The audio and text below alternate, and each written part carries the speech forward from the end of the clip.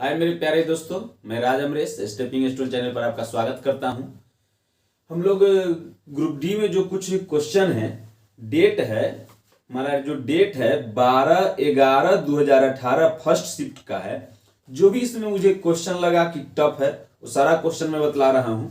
एक क्वेश्चन है आपके सामने, कह रहा है दी गई आकृति में वर्ग ABCD के से समान समद्विबाहु त्रिभुज के दो युग्मों को काटने पर आयत PQRS निर्मित होता है।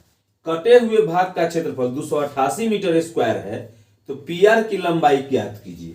ये PR की लंबाई ज्ञात करना है, तो PR की जो लंबाई होगी वो तो BC के बराबर होगी या फिर AD के बराबर होगी, या AD के या BC के बराबर होगी ना।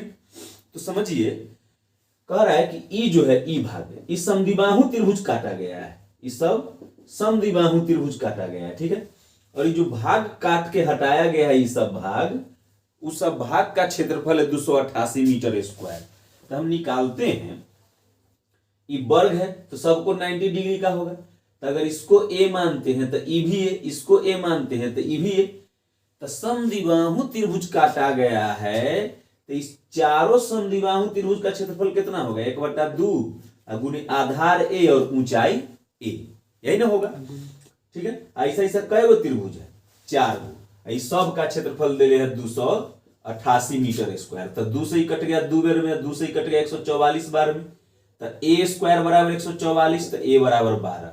तो जब A बराबर 12 आया, E 12 तो E भी 12, तो पूरा की लंबाई कितनी हो जाएगी? 24 मीटर। आपके ऑप्शन नंबर डी में 24 मीटर दिया हुआ है, वही हमारा उत्तर हो गया।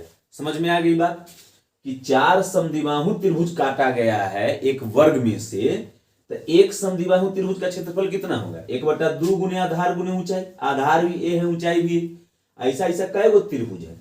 4 त्रिभुज, तो 4 से गुना कर दिए। अब कटे हुए भाग का क्षेत्रफल 288 दिए हुए है, तो 2 से काट दिए 4 2 बार में, 2 से 144 बार में, तो A स्क्वायर बराबर 144, तो A बराबर 12।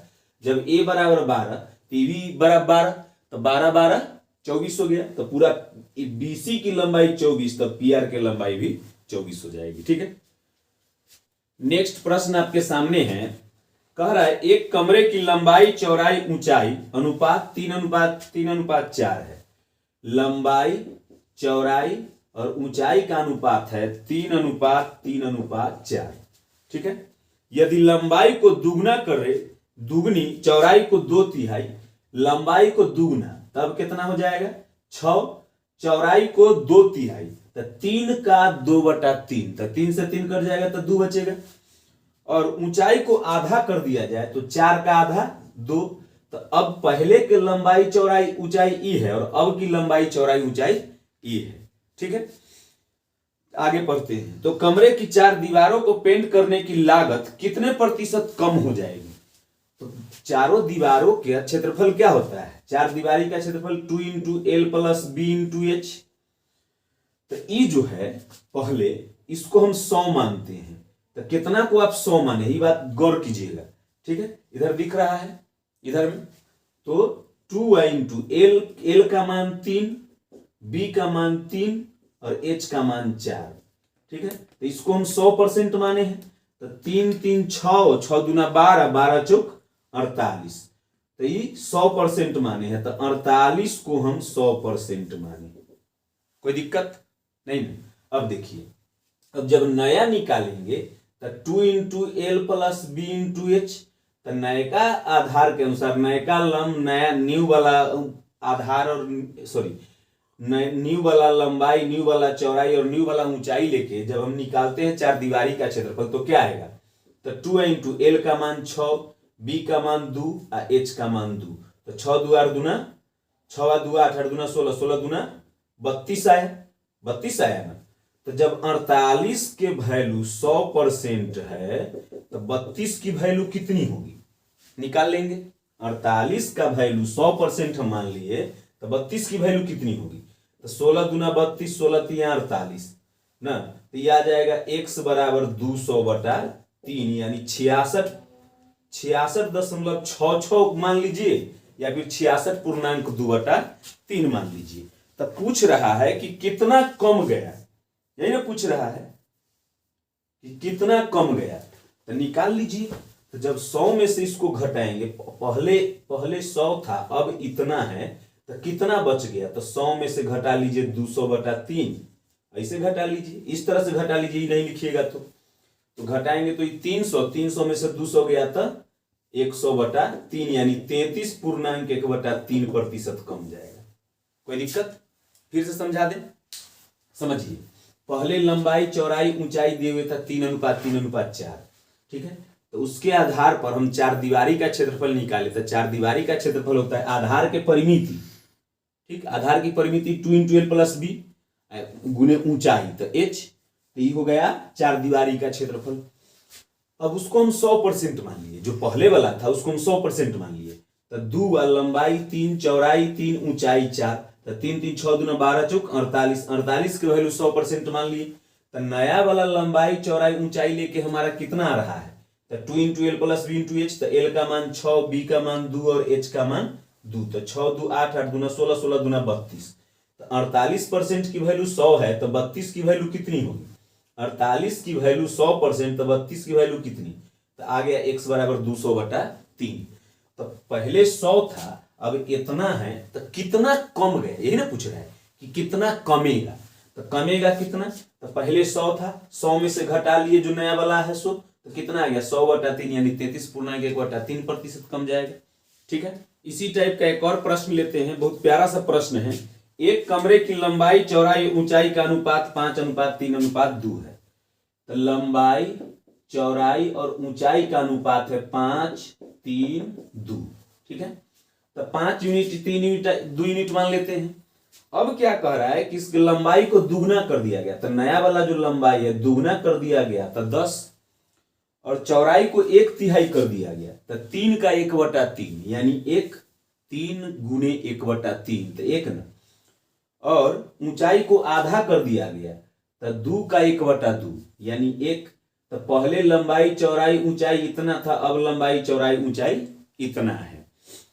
तो कह रहा है कि चार दीवारी पर जो इसको पेंट कराना है, तो खर्च में कितने प्रतिशत की कमी होगी ना।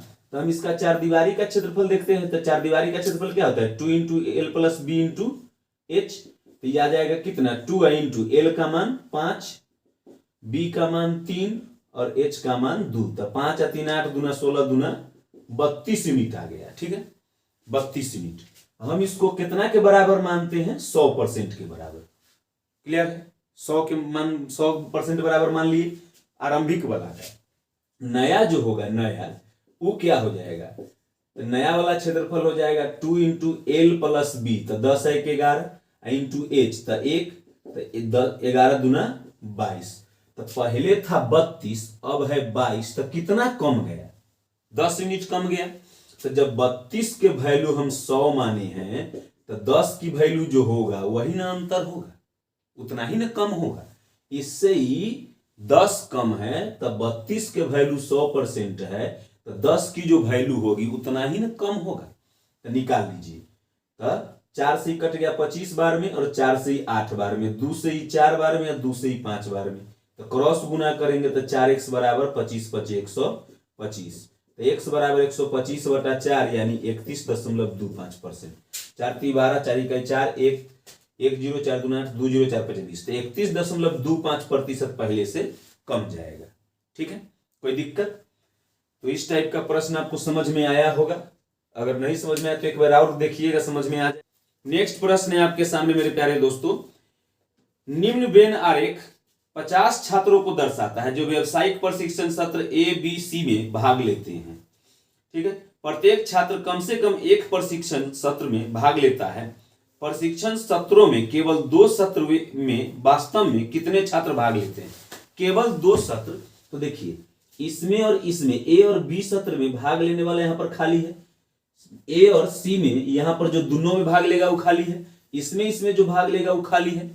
तो जो तीनों में भाग लेगा वो 5 गो है, और जो केवल A में भाग लेगा वो 10 गो है, जो केवल B में भाग लेगा वो 12 गो है, जो केवल C में भाग लेगा वो 10 गो है, ठीक है। तो 10 और 10 20, 20 और 12 32 और 5 37, तो टोटल अभी तक 37 छात्र भाग लिया।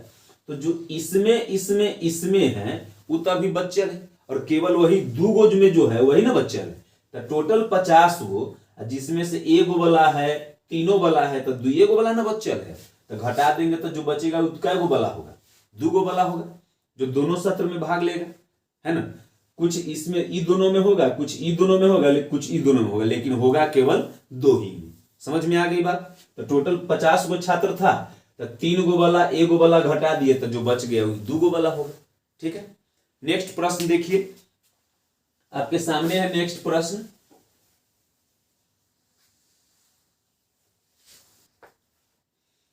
कोहरे में चलने वाली गाड़ी एक व्यक्ति को पार करती है जो उसी दिशा में 3 किलोमीटर प्रति घंटा की गति से पैदल चल रहा था। वह व्यक्ति उस गाड़ी को 100 मीटर की दूरी तक 4 मिनट तक देख सकता था। गाड़ी की गति क्या थी? देखिए, कोई पीछे से गाड़ी आई, तो कोई व्यक्ति है जो चल रहा है और उसकी चाल कितनी है? 3 किलोमीटर प्रति घंटा। ठीक है, व्यक्ति की चाल 3 किलोमीटर प्रति घंटा है। उसको कोई गाड़ी क्रॉस किया तो 100 मीटर तक दूरी तक देख सकता है ना, और 4 मिनट तक देख सकता है। 4 मिनट तक देख सकता है। तो 4 मिनट तक इसलिए देख सकता है कि वो भी तो गाड़ी की तरफ ही बढ़ रहा है। तो गाड़ी उसको पार करते हुए गई है, तो माना गाड़ी की चाल x है और व्यक्ति की चाल 3 है, तो इसी स्पीड से ना वो गाड़ी की तरफ जाएगा। तो ये किलोमीटर प्रति घंटा में, तो इसको 5/18 से गुना करेंगे, मीटर पर सेकेंड में बदलेंगे। किलोमीटर प्रति घंटा को मीटर पर सेकेंड में बदलने के लिए 5/18 से गुना करते हैं। ठीक है, और कितना मिनट तक, इस गति से वह कितना मिनट तक देख सकता है? तो 4 मिनट। तो 4 मिनट में कै सेकेंड? 240 सेकेंड। 1 मिनट में 60 सेकेंड, तो 4 मिनट में 240 सेकेंड। ठीक है, 240 सेकेंड तक देख सकता है। इतना देर में वह गाड़ी कितनी दूरी तय करेगी? तो 100 मीटर। तो निकाल लीजिए, ये कट गया 6 × 18, 6 × 24, अब 20 दूना 40, 20 × 25 100, 5 से 5 कट गया। तो जब गुना करेंगे तो 2x - 3 दूना 6 बराबर 3। तो 2x बराबर 6 इधर जाकर जुड़ जाएगा, तो 6 × 3 9, तो x बराबर 4.5 किलोमीटर प्रति घंटा उस गाड़ी की चाल है। ठीक है, जब समान दिशा में है तो चाल घटेगा, गाड़ी की स्पीड अधिक होगी, तब तक गाड़ी उसको क्रॉस करके 100 मीटर आगे चली गई, तो गाड़ी के स्पीड में से व्यक्ति के स्पीड घटाएंगे ना, समान दिशा में चाल घटेगा।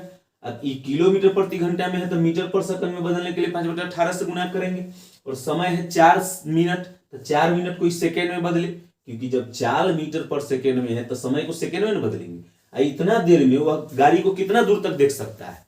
तो 100 मीटर तक, यानी 100 मीटर दूरी तय की। तो हम इस तरह से x का मान निकाले, 4.5 आ गया। 4.5 किलोमीटर प्रति घंटा गाड़ी की चाल है। अब मन में आपके अगर यह आ रहा होगा कि 5/18 से गुना करके मीटर पर सेकेंड में बदल दिए, तो मीटर पर सेकेंड में होना चाहिए, तो नहीं, जिसमें आप माने थे उसी में आएगा। तो आप माने थे किलोमीटर प्रति घंटा में, तो आएगा 100 किलोमीटर प्रति घंटा में ही आएगा। ठीक है, या आज जो इस टॉपिक में, जो इस सेट में जो टफ क्वेश्चन था वो सब बतला दिए हैं, आप देखिएगा बना के। ठीक है, नमस्कार, भारत माता की जय, जय हिंद।